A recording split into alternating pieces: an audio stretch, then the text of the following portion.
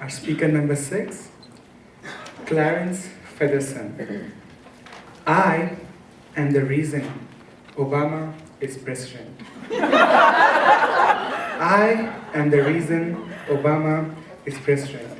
Clarence Featherson.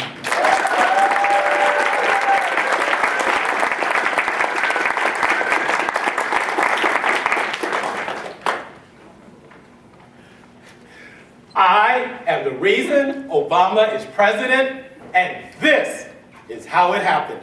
Contest master, fellow Toastmasters, and honored guests. In 1980, I was a student in Providence, Rhode Island.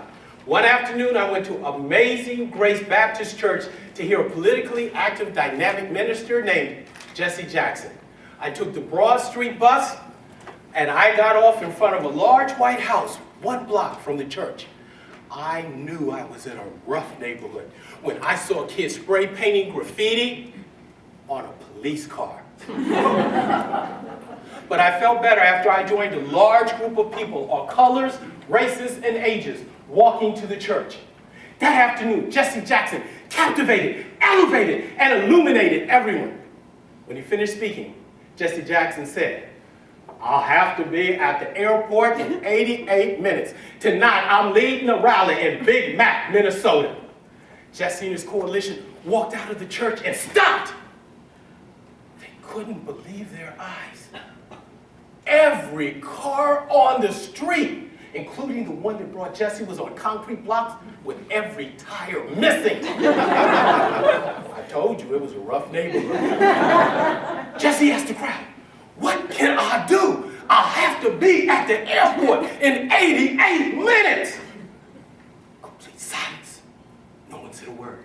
From the back of the church, I yelled, "Jesse, take the Broad Street bus to the Biltmore Hotel. Take a taxi from the hotel to the airport."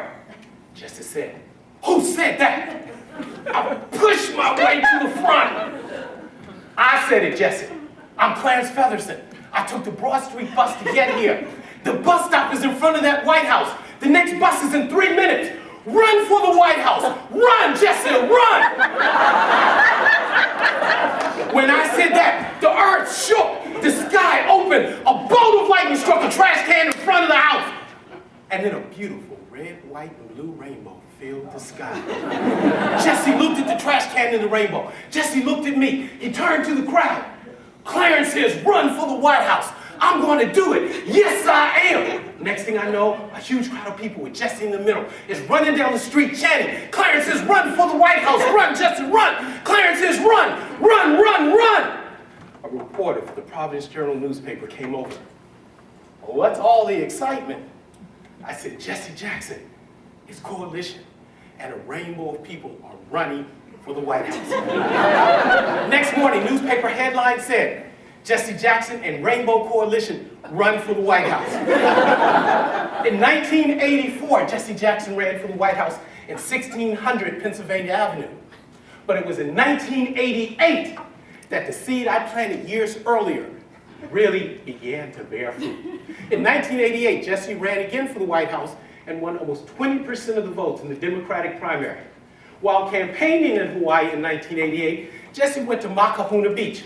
As he was walking along the beach, a ginormous red, white, and blue ocean wave dropped a young, dreadlock, pecan-colored surfer at his feet. That surfer's name was Barack Obama. Jesse helped Obama up. They had a short and intense conversation. Jesse captivated, elevated, and illuminated Obama. At the end of that conversation, Jesse shook Obama's hand. He put his arm on Obama's shoulder, and he said, "Son, when the time is right, I want you to do what Clarence Featherson told me to do. Run for the White House. Run, run, run." 88 days after Obama's inauguration, I received a letter from 1600 Pennsylvania Avenue. The letter said, "Aloha, Clarence. Jesse Jackson inspired me to run for the White House. You inspired Jesse to run for the White House. Clarence Featherson, by executive order 1988, you are officially declared the reason I am president. Sincerely yours, Barack Obama, 44th President of the United States and former surfer." There you have it, ladies and gentlemen. From Obama's lips to your ears. And we all know politicians, especially presidents, never lie. I am the reason Obama is president, and that is how it happened.